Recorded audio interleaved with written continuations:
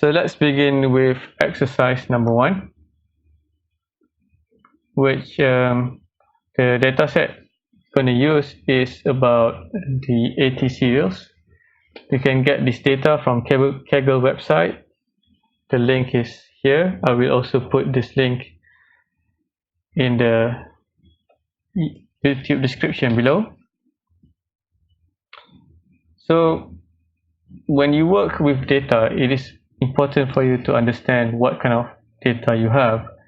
So from the file, this AT serials dataset, it has several columns, and each column contains, for example, the name column contains the name of cereal, MFR is the manufacturer of cereals, type, whether it is hot or cold serving, and this one, the nutrition information,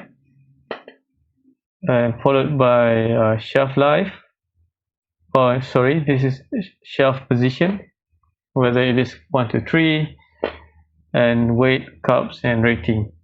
So by having some kind of overview of this data, it will help you to develop better reports. So here is a snapshot of the data that we're going to deal with. We have all the names. As we can see here, is quite unique.